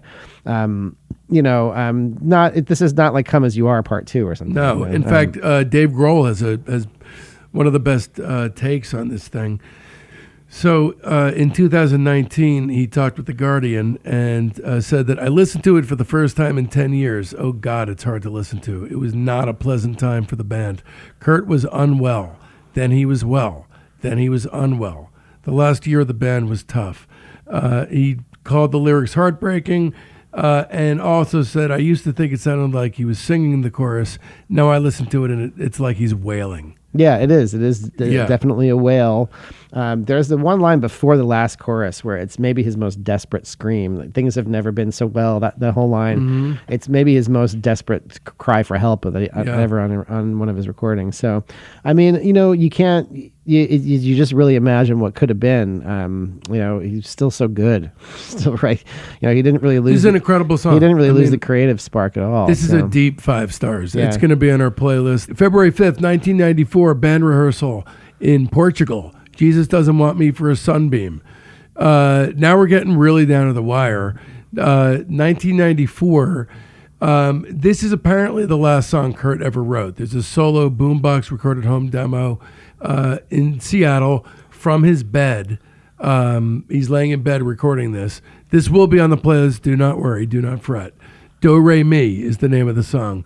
You can tell if it had been actually recorded in a studio, it would have been a fucking classic.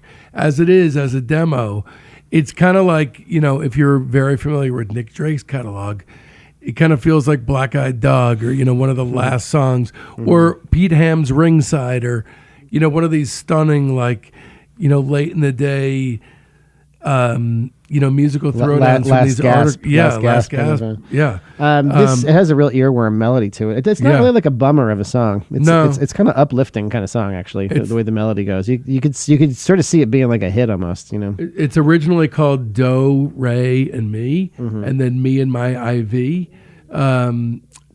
Apparently is one of the last known Cobain compositions, maybe the last. Courtney starts talking about the song in interviews, naming it as one of his 3 completed, finished, unrecorded songs, along with Opinion and Talk to Me. In 1994, with Rolling Stone magazine, she told David Frick, "The third one I can't sing. It's too fucking good. Every part of it is really catchy." He was calling it Do, Re, and Me. I thought it was a little corny. It was the last thing he wrote on our bed. So very quickly, let's touch on this stuff, because I don't want to trawl through all this stuff in forensic detail, because it's just too sad. But on March 3rd, 1994, Cobain was hospitalized in Rome after taking an overdose of painkillers. Intentional overdose. Right. So Courtney later said the overdose had been a suicide attempt. She said he took 50 pills. He probably forgot how many he took, but there was a definite suicidal urge to be gobbling and gobbling and gobbling. Later that month, March 31st, 1994, Cobain left the rehab center he checked into the day before, Exodus Recovery Center, by scaling a 6-foot wall. On April 8th, Cobain's body was discovered in the greenhouse above the garage at his house. The Seattle police report states that the shotgun was inverted on Cobain's chest with his left hand wrapped around the barrel.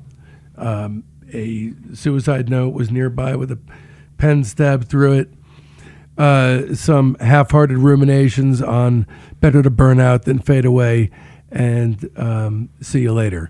Apparently MTV playing on the television. Oh, really? Yeah. I didn't know. Yeah. Look, I remember, it's the closest thing our generation had to the JFK thing. It was just really sad. I mean, like I said toward the beginning, the whole thing, above all else, forget authenticity, forget the wrong people in your audience, or what a waste. Yeah, sure. What a total fucking waste. Yeah. This guy could have been around for his daughter. This guy, if it was that bad, just get plastic surgery and disappear. Well, he had a lot of the risk factors. I mentioned this earlier for suicide. Right. A lot of suicide in his family, and substance abuse problems, divorce. A lot of things that like really raise your risk for suicide. Then the posthumous live album comes out, recorded between 89 and 94. This is no MTV Unplugged. From the Muddy Banks of the Wishkah is as good as it is more of a cash grab. Now, there's a bunch of live stuff that's available if you want to stream. That was an official release at the time, but one of note is their show at Reading in '92, which is kind of a historic event. Right. So is that like the doctor outfit and wheelchair show or something? Maybe. I just know it's or are there many shows like that? It's a legendary performance. It's kind of there was a lot of turmoil going on with them. There was rumors that they weren't going to play up until the very moment they played, and then it's like an all-time classic rock concert. So you can stream that one too. There's a lot of stuff on YouTube. There's lots of actually quite good live footage of them. Yeah, they were, by all accounts, a great live band. Never had the pleasure of seeing them, unfortunately. Yeah, I think they were kind of good. I've never seen them in person. No, they were. I think they were great at times, then not so great at other times. But there's a lot of. It was the best of times. It was the blurst of times. There's a lot of footage out there if you want to rabbit hole it. So let's go into a little postscript here. So there's not. We all know what happened with the Foo Fighters. We all don't know what happened from the moment Kurt died until the present moment with Chris Novoselic. We kind of know. We know enough. In 2012, Grohl, Novoselic, and Pat Smear joined Paul McCartney at 12-12-12, the concert for Sandy Relief. So this features a premiere of a new song written by all these guys. Cut Me Some Slack. So there was a studio recording that was released on the soundtrack. I don't even think it warrants being included on the Nirvana playlist. I'd say no. Okay, moving forward here. So on July 19th, 2013, the group plays with McCartney again during the encore of his Out There concert in Seattle. This is the first time Nirvana members had performed together in their hometown in over 15 years in Seattle. So in 2014, Cobain, Novoselic, and Grohl are inducted into the Rock and Roll Hall of Fame. At the induction ceremony, which is pretty cool, the Novoselic, Grohl, and Pat Smear performs a 4-song set with guest vocalists, a different one for each tune. So you had Joan Jett, Kim Gordon, St. Vincent, and Lord, which is a great thing for Kurt because Kurt would have been, I think, only okay with female vocalists. I think he would have enjoyed it. He would have loved that. All right, let's talk about the overview and shape of the arc. I wrote a little poem. It's the only time I've ever written a poem, okay? Should have stayed sludgy, maybe been low-key like Budgie, because I ain't think too muchy of Kurt deep in the mulchy. My top 3 albums for Nirvana, they only had 3 records. If it's anything other than what I'm about to read, you're just a fucking moron. Number 3 is Bleach. Number 2 is In Utero. Number 1 is Nevermind. Their worst album is Bleach. Same. Okay. Same. Well, I'm not going to say it again. Just same. What just he said. same. What Dave said. Yep. So, look, it's a great playlist. The link to it is in the show notes, also on discography.com. Please follow us. Subscribe to the show. That's what we need your help with. Subscribing to the show. It's free for you. We do all the work. All you got to do is subscribe. Send out great episodes to all your friends and family. We do this. We're here every we've got a lot of cool shit coming up. A lot of great guests. A lot of some extra bonus stuff happening. So you're not going to believe all the cool stuff that we're going to shower you on in and through. We're going to shower you on cool stuff. We're going to shower you on a bed of stuff. We're making a bunch of stuff. There's a lot of stuff being made and is going to be distributed properly to you. We're not going to stop. There's no stopping us. Seriously, in all seriousness, we have been working so hard on this. We are totally demented, and we usually snap at each other and apologize directly afterwards as a direct result of how we're basically killing ourselves trying to disseminate and dissect the history of rock and roll and pop music for you guys. All right, so come and see us in all the places and all the social medias. Follow the Twitter, subscribe, rate us 5 stars, do all the things you got to do, and we'll see you next time on Discography.